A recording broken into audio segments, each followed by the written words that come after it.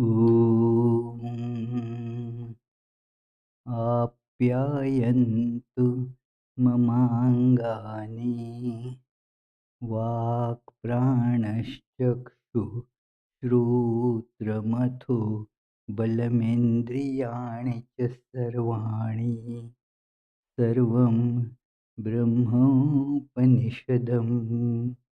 माहं ब्रह्म निराकुर्याम् मा ब्रह्म निराकरोत् अनिराकरणमस्तु अनिराकरणं मेस्तु तदात्मनि निरतेय उपनिषत्सु धर्मा ते मयि सन्तु ते मयि सन्तु ॐ शान्ति शान्ति शान्तिः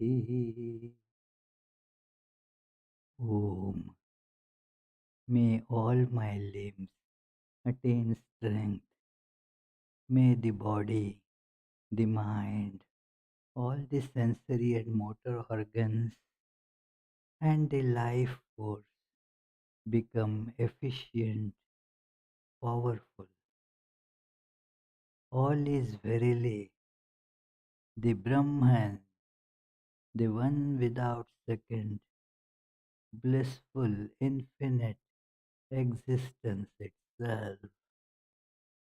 May I never deny the truth of Brahman.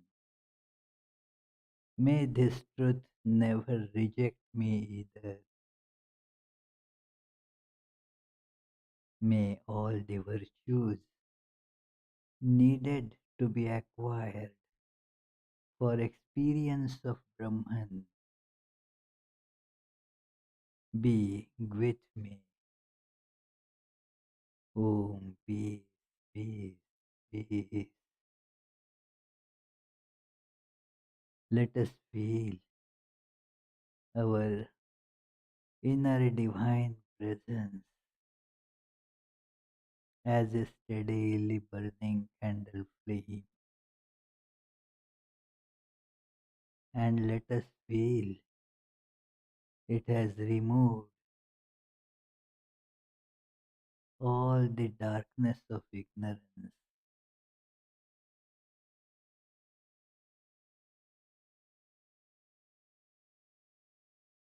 As the ignorance goes away,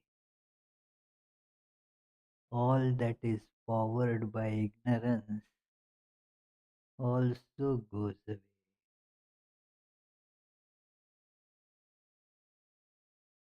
All the attachments are gone. The identification with body and mind is gone.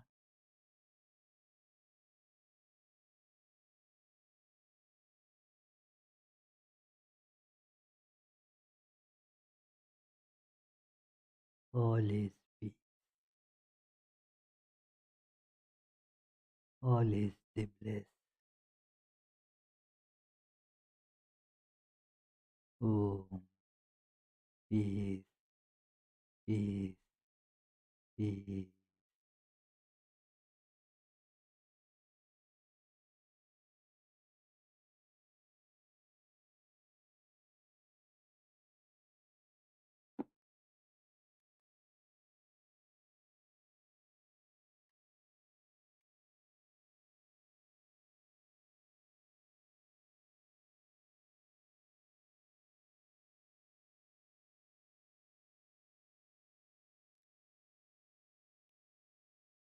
So let us begin today's discussion, this 120th class of this wonderful scripture, the Bhagavatam.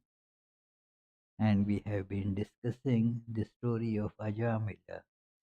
So on this evening, where after a few hours we shall be entering into the coldest temperatures of this season, And actually, coldest season I was reading in last 118 years uh, in Providence. So let us begin with this, our opening chant. जन्माद्यस्य यतोऽन्वयादितरतश्चार्थेष्वभिज्ञस्वराट् तेने ब्रह्महृदाय आदिकवये मुह्यन्ति यत्सूरयः तेजो वारिमृदां यथा विनिमयो यत्र त्रिसर्गो मृषा धाम्ना स्वेन सदा निरस्तकुहकम् सत्यं परं धीमहि that from whom creation, sustenance and dissolution of the universe take place, who is both the instrumental and material cause of it, who is omniscient, is the only one having self mastery, being the one independent entity, who illumined the mind of Brahma with the Vedic revelation, whose wisdom is the wonder of even the greatest sages, in whom the world of the three gunas subsists, just as the combination of materials like fire, water, and earth subsist in their causes without changing their elemental nature, in whose consciousness there is nothing false. On that truth supreme we meditate.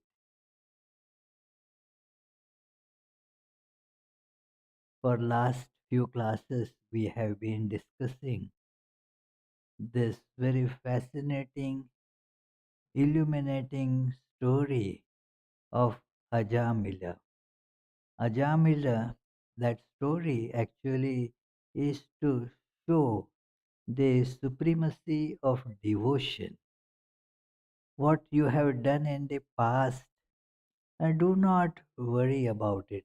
Just a little while ago, I was talking to Charlie, and he told me the principle that they discuss uh, in their group is that uh, don't think where from you come, but to where you go.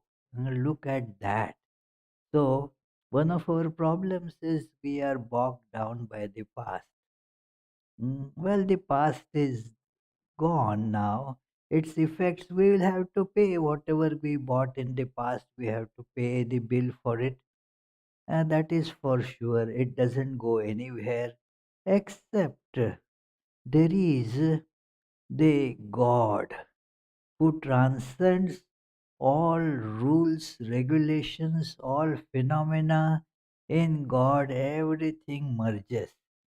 Yeah, this Sunday we shall be speaking about use and misuse of reason. So one idea there is that reason has its own field, sphere. So beyond that sphere, there is no cause and effect, no reason. So the divine realm is that point, that's area where there is no cause and effect. And although it is there is no cause and effect, that manifests in a you see in Maya as all the cause and effect. It is very difficult to grasp this idea. It is because it comes to us either or. That is how our logic, our mathematics is. All logic that we work with is a two value logic. Yes or no. So this or this. But here is a case where it is not Maya, but there is no Maya without it. It is something very important to grasp. before we actually get to see the glory of this great story. So we saw that Ajamila, he lived a sinful life. There will be an account coming up as to what happened to him. Uh, but uh, then, when the death, which has to come to everyone, you cannot avoid death.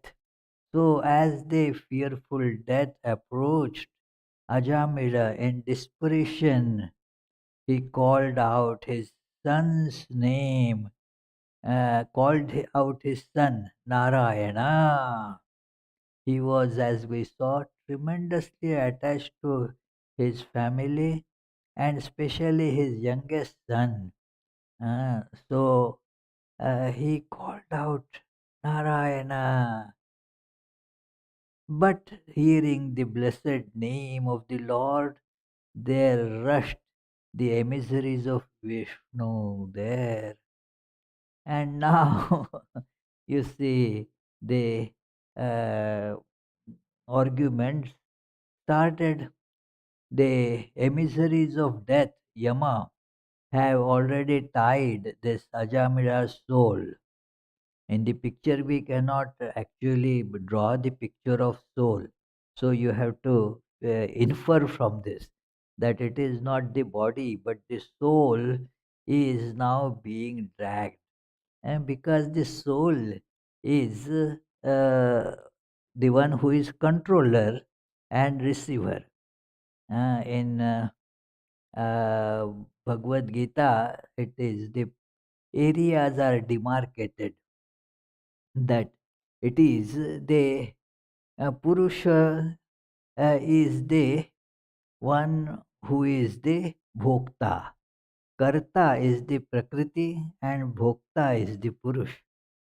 So, this Purusha now, this being is now having performed all these evil actions due to evil intentions, now is being uh, taken to Yama to get the proper position, proper judgment. So, uh, but hearing the word Narayana, the uh, Lord's name, the emissaries of Vishnu also rushed there and then rescued this fellow. But then the debate ensued, argument between the emissaries of Vishnu and emissaries of death. They were now having the argument, who owns this? And the emissaries of death, they put their argument. When the attendants of Yama said like that, you see, uh, it is uh, if you are the emissaries of Dharmaraja, then you would be able to tell us what the essence of Dharma is and what its signs are. The emissaries of Vishnu questioned, on what basis are you carrying this fellow? You are the Yama is called Yama Dharma, being very pure, impartial, and a highly virtuous person. So he has been given this office to, put different people according to their karma, according to their virtues and vices, to the various purgatories to make them clean, pure. So it is. So you should also be able to inform us how you are going to inflict punishment, what punishments you would be inflicting, what kind of uh, people are liable for punishment, and whether it would be inflicted on all or on some only. Hmm. These are the questions the Vishnu's emissaries presented. Now, these Yama's emissaries were also very well versed, and they were not going to just, oh, we don't know. No, they presented the arguments very clearly that dharma is what is ordained in the Veda, what is prohibited in the Veda is adharma. It is, if you follow the injunctions of the scriptures, then that is dharma. If not, it is adharma. This self originated Veda is Narayana himself. It is self originated. So, Veda, nobody is writer of it. It is considered the automatic, uh, these breathings of Lord Narayana. Lord breath is Vedas.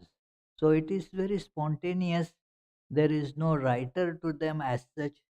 So, uh, and then they continue. Whoever has performed dharma and adharma, and to the extent he has done them in proportion to it, that person enjoys and suffers in the life hereafter. Very clear, presentation. According to your karma, this is you will get.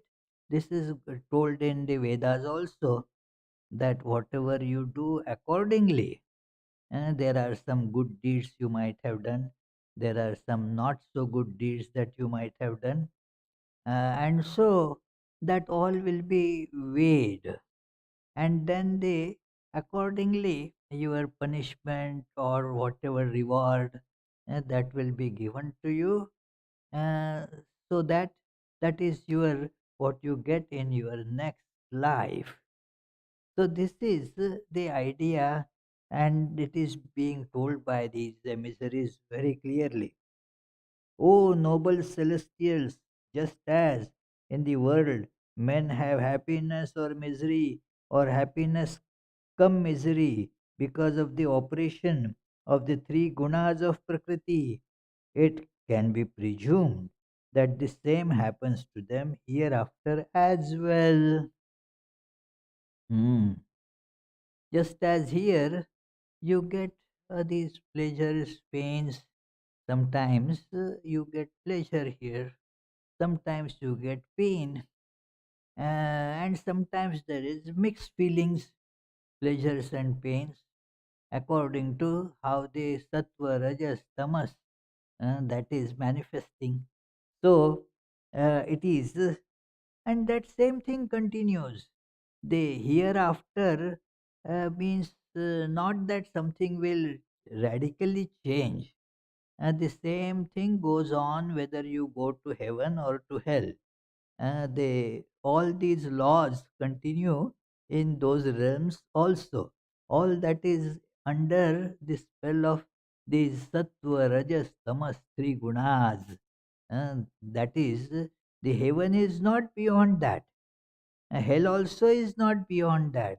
All just as our this world, this existence is controlled by these three forces of sattva, rajas, tamas.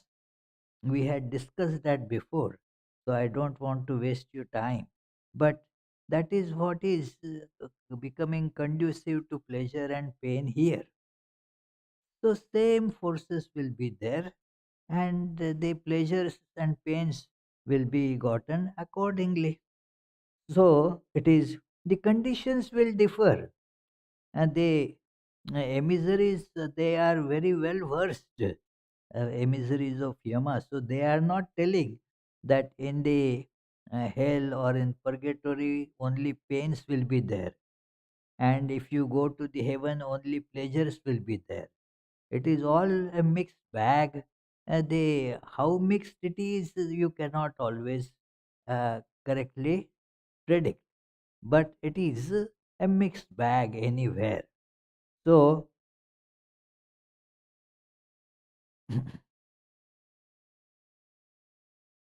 just as from the current season, the spring, we can infer the nature of the past and the future seasons. Hmm. If it is now spring, you can expect that the summer is going to follow, and there must have been winter before this. So now it is winter. So we can say that, well, soon, and we hope it will come sooner, the spring season. So it is that is how the predictions, all the sciences, they are like that. That by looking at this chain, that you have already experienced that A is followed by B, B is followed by C, and so since you have experienced it many times, whenever you see now say A, you infer that now soon the B will come. That is what is the reason. Reason is like that. So there are the that you see something and then it implies something like that. That is how they predict the weather these days. That where there is a storm coming, and what will be the temperatures. They have become gradually quite accurate, because many parameters which were earlier not known, now they are able to know them, and so it has become more accurate. It is actually, they can predict the temperature whether it will be -5 or -6 or -4, to a great accuracy. So uh, it is how it is possible, because there are the causes and the effects. If there is this cause, then the effect must follow.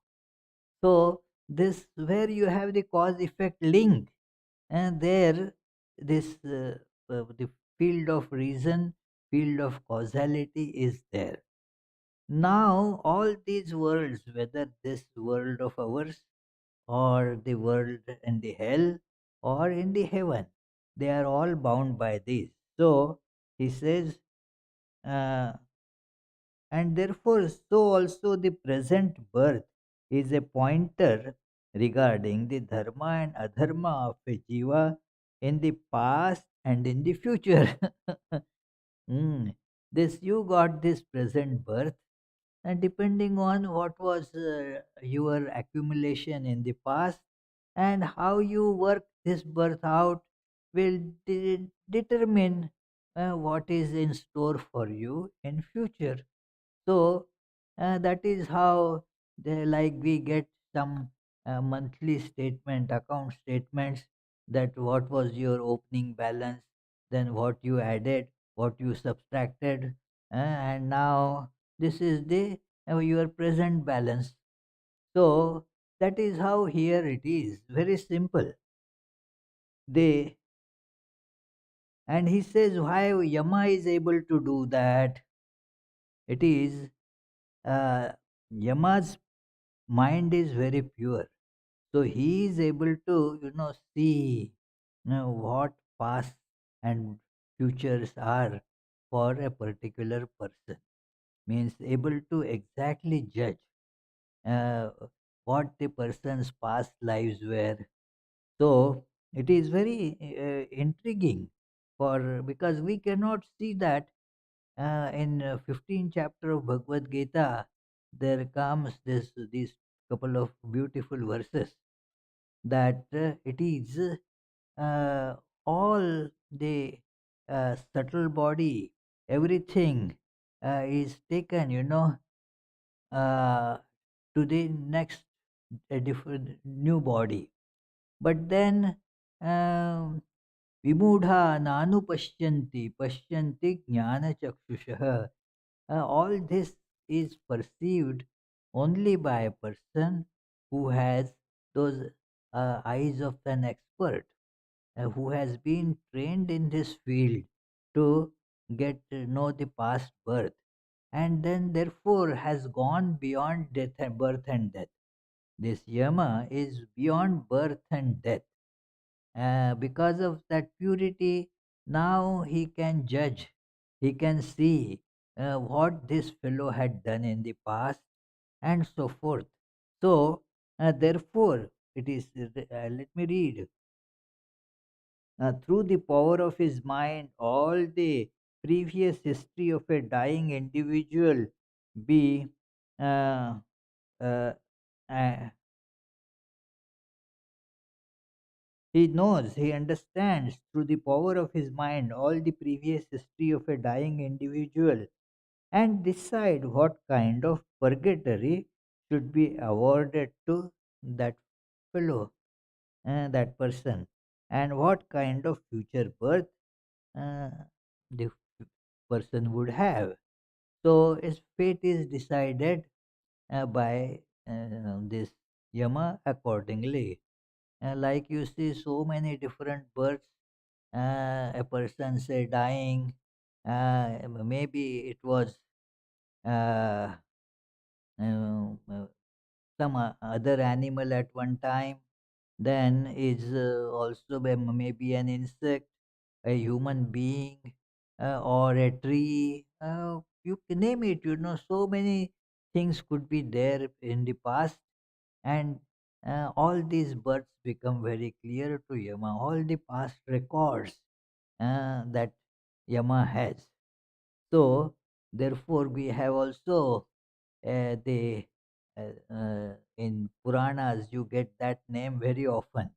Yama has a secretary, Chitragupta. So Chitragupta is the record keeper, so keeps all the records. And then when Yama wants, all that is presented to him. So it is. Uh, so many people say, okay, it would be good to bribe Chitragupta. No, uh, he is very honest.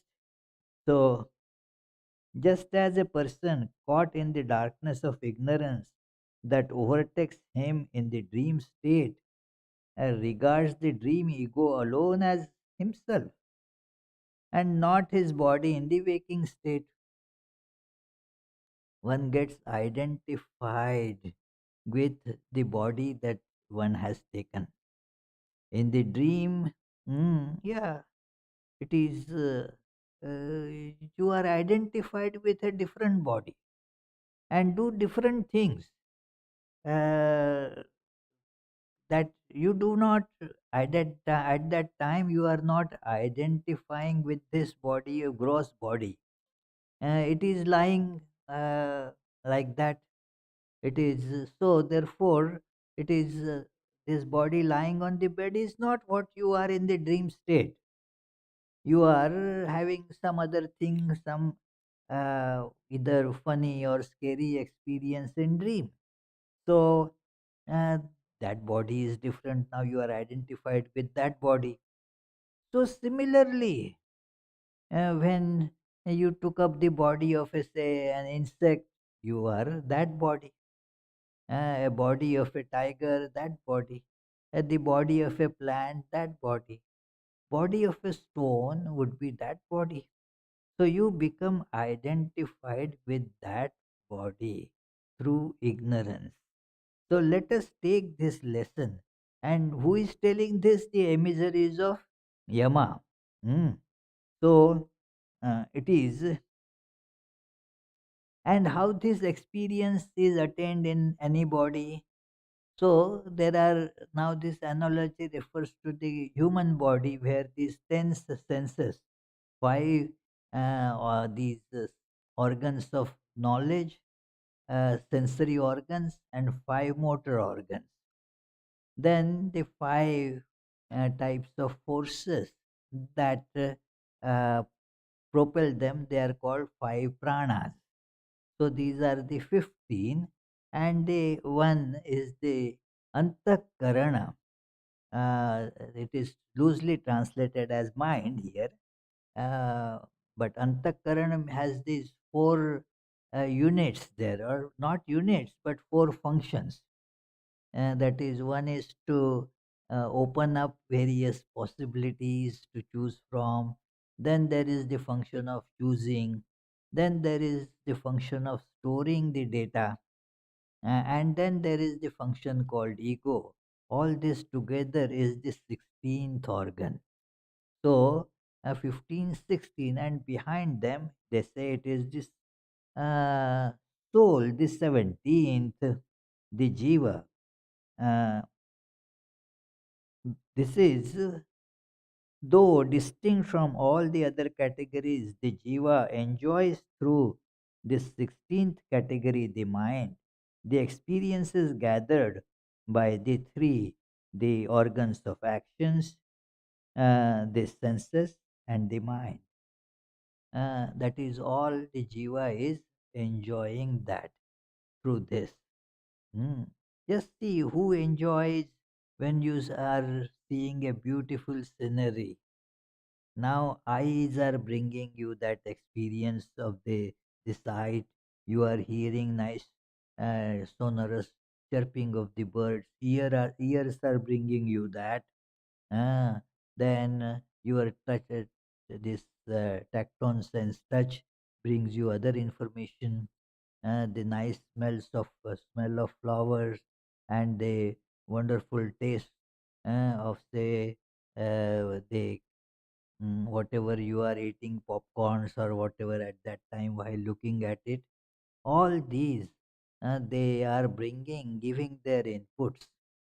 Now, these are therefore can be compared to the input devices of your computer. These five input devices this computer has. Then there is this processing unit, and after processing, this jiva, the soul, receives the end result.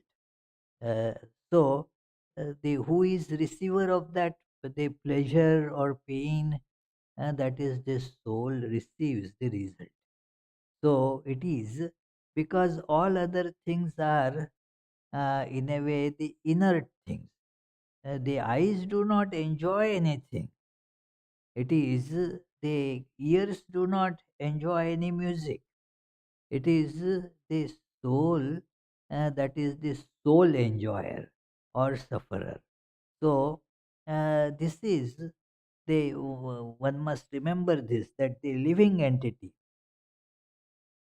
the jiva who has not yet conquered the senses, is forced to perform karma even if he does not like it, because of the identification uh, of the with the whatever body you have through ignorance.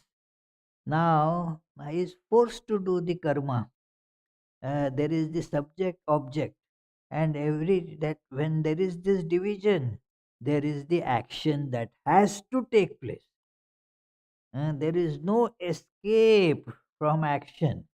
One has to clearly understand this, that I will not do any work is not possible if you are having this karma action, and there will, because there is this, you see, subject and object, and that itself is an action to perceive that, and then automatically this I starts manipulating this object. Subject starts manipulating, trying to enjoy the object, and that is karma, whether done physically or mentally. So thus that gets entangled in samsara due to this identification, collecting karma constantly. There is not a single moment that you can be without karma.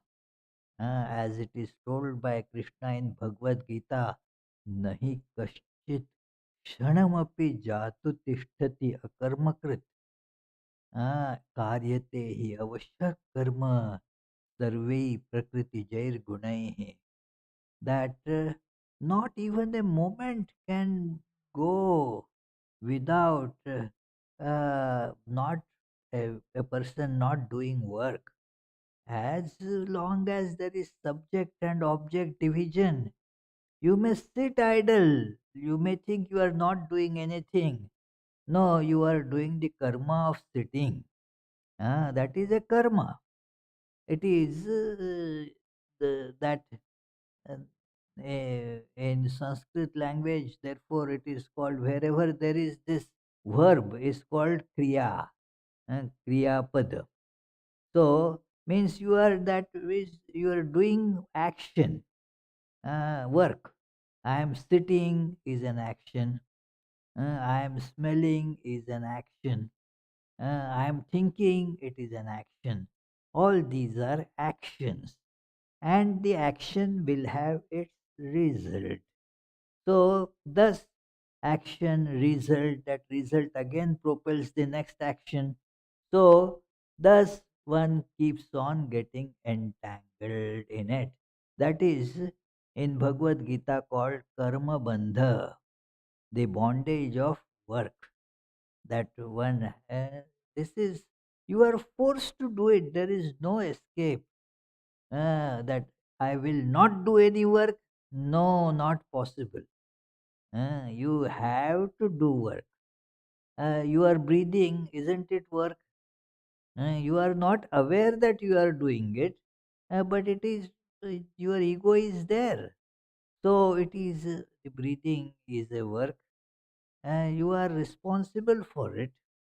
So all these works, they give to the corresponding result, and this corresponding result means now it propels or prompts more work, more. So it goes on and on. There is no escape from this cycle. So these yamas emissaries say no one can remain without karma even for a second, compelled by the natural impulses like desire, greed, anger, etc., which are both which are born of the gunas of Prakriti and its evolutes.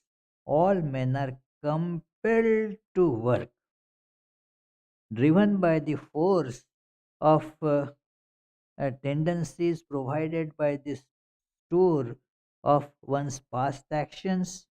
The jiva gets a gross and subtle body resembling the man and the woman through whom he has got embodiment. So, jiva gets a kind of embodiment according to whatever. This is a very deep science in Upanishadic or Vedantic literature, that how one gets the birth. It is never, uh, assumed that the parents give birth to a child. Parents are instruments, that's all. They do it drawn by some biological forces that brings them together, and then the birth happens, on which they don't have much control. So therefore it is that jiva uses these instruments to get a body. It is jiva uses the parents as instrument, so that that jiva will get a body that is according to its karma. So that is how somebody would get a body of an insect, somebody would get the body of just a stone, somebody would get body of a human being. The differences in the nature is because of the difference in karma. So it is different types of bodies are gotten.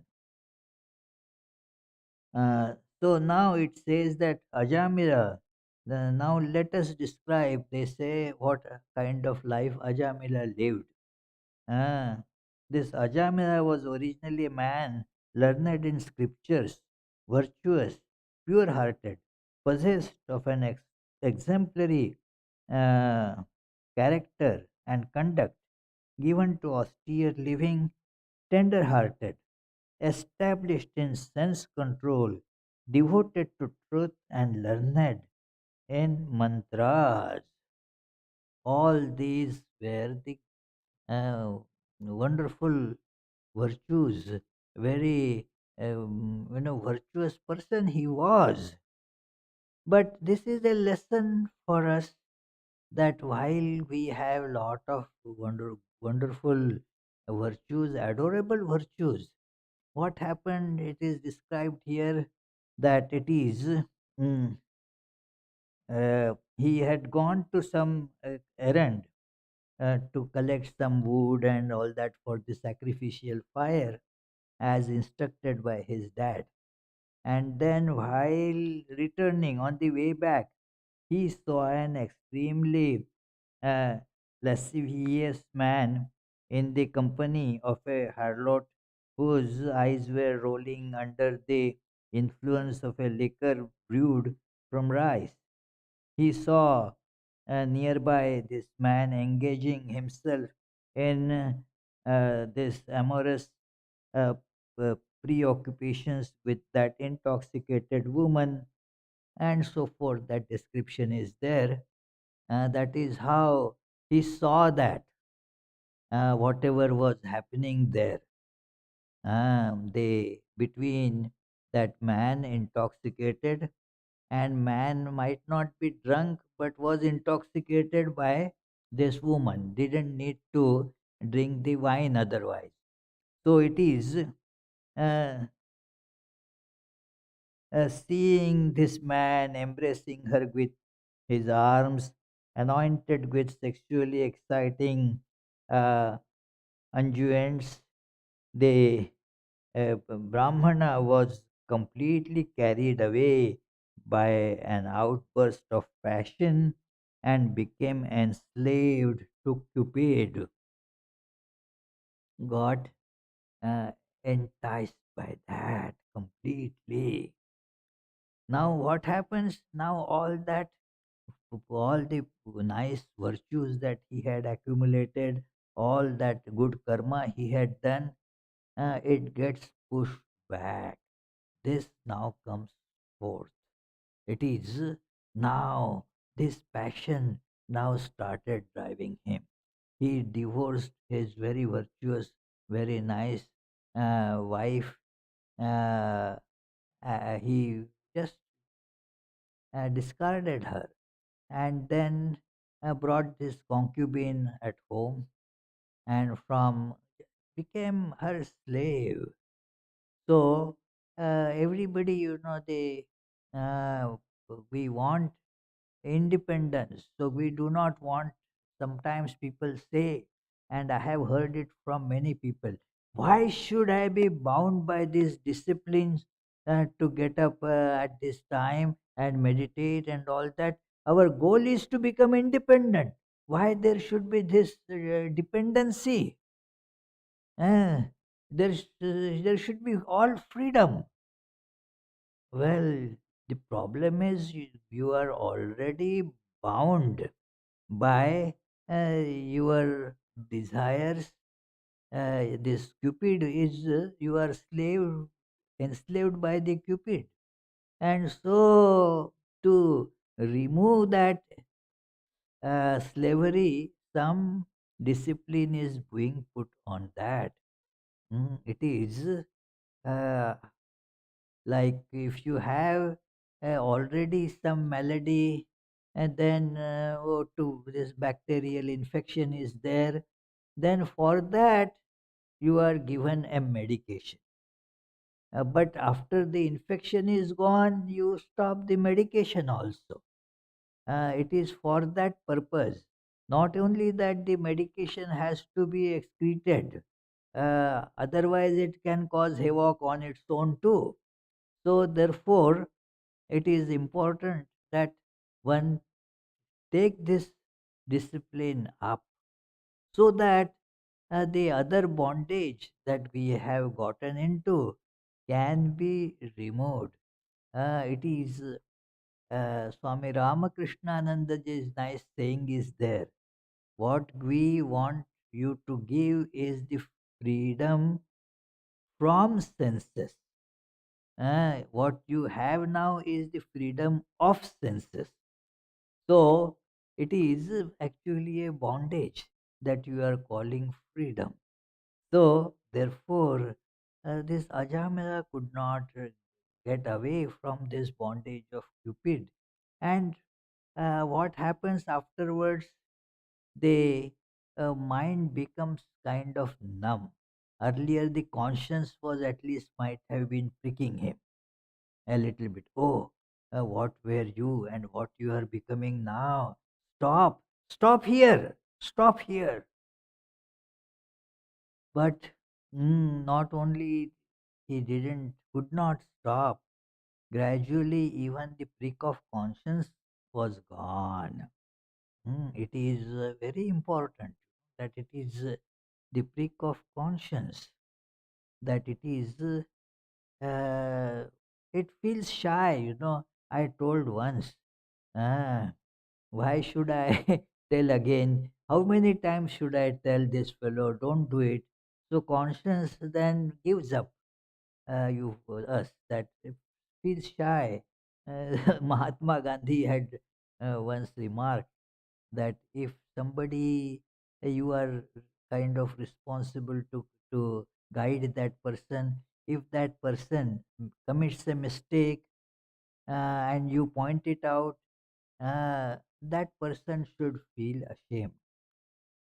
But then, if even after you're telling, if that person keeps on committing the same mistake, then you should feel ashamed. That is how the conscience feels ashamed, Oh, how many times do I need to tell? So, that is how it happened to Ajamya.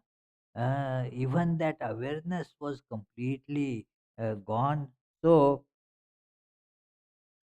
though he tried his best to restrain himself using the power of his will and scriptural understanding, all his efforts were of no avail, and his mind was powerfully stirred by Cupid, possessed by that evil spirit in the shape of Cupid, with the sight of that woman as the occasion. He lost even the memory of his past holy life and began to spend his time in constant absorption of her thought, then the thought of the children born of her, and it went on and on. And now all this requires money. Hmm. It is where to get the money. For our desires, you require money. Sri Ramakrishna used to say, for this, for lust, there is money. So if you have money, think what it is going to be used for. So money is to be obtained. Now there is no work that he can do much. So because of getting absorbed in this, so the heinous ways of getting cheating and all that, that continued. Even the prick of conscience about that also vanished. You become, that is what is called becoming hardened criminal. Hmm. That becomes their life to such an extent that they don't bother about committing a crime. Uh, one such hardened murderer, he wanted in India land of one of the devotees, land and the building. He wanted that. And he said, well, you have to sell this land to me. Sell means some low price, whatever, you have to give it to me. And then the devotee was resisting, no, no, I don't want to sell. He said, look, I already have cases for two murders committed going on. Two murders I have committed, the cases are going on in the court. There is no additional punishment for third murder. So that devotee, when he was narrating me, he was naturally he felt so scared that this is he that uh, so now this is how they hardened, that no feelings about it, no idea that I am committing anything wrong. So uh, now this stupid man brought his concubine wealth from here and there, having earned it by means fair and foul. So it goes on, and then getting entangled. I don't want to read all those things, not necessary. You can see this is the argument being presented, a detailed argument that why this person needs to be taken. And then uh, after saying that, so we are taking him to the realm of Yama, the holder of the rod of punishment, so that he may be purified in the purgatory. All good actions this fellow had abandoned, and actions they completely overtaken by evil. Thus, he is being taken. That is how they put forth their case. Very strong argument. So, don't hinder our work. Otherwise, you will also be liable for punishment for hindering the work of the law. So, don't obstruct us. But the Vishnu's emissaries were not unskilled in argument. They were also ready with their counter arguments there. Their counter arguments we will see in our next class. Just a little line of that.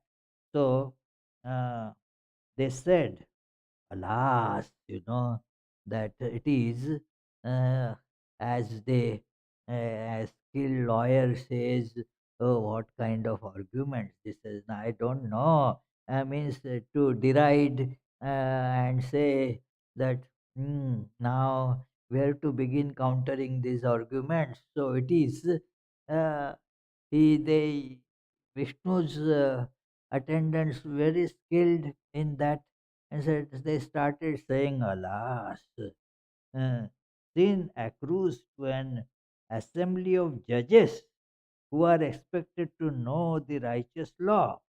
If they inflict punishment on innocent people undeserving of it, if the even cited and holy personages who are expected to be uh, both the protecting fathers and the punishing disciplinarians turn out to be partial, where can ordinary people get relief from injustice?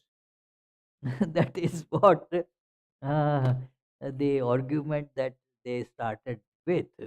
A very a nice way of countering. They have their counter arguments. Today we don't have much time, but next class we shall try to discuss everything that is presented there by them. So let us have the closing chant, and then if you have questions, please feel free to ask. निगमकल्पतरोर्गलितं फलं शुकमुखादमृतद्रवसंयुतं पिबत भागवतं रसमालयं मुहुर्मुहुः रसिका भुवि भावुकाः. O devotees, quaff, quaff to intoxication this nectar of the fruit of the tree of Vedas, flowing from the mouth of the great sage Shuka and mixed with the ambrosia from his word.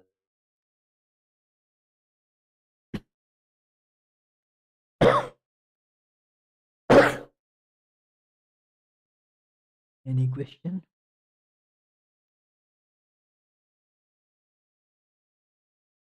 Any question there? Okay. So we shall conclude with the closing chant.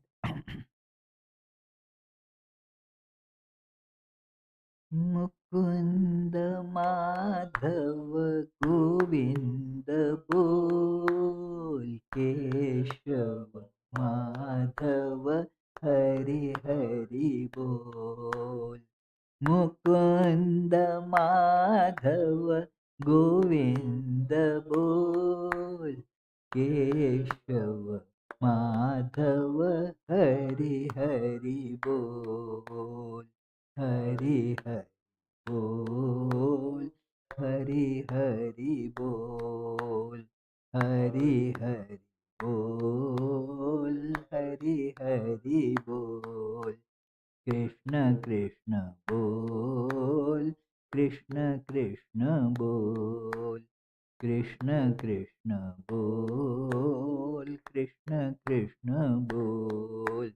Mukund Madhav Govind बोल, केशव माधव हरि हरि बोल। केशव माधव हरि हरि बोल।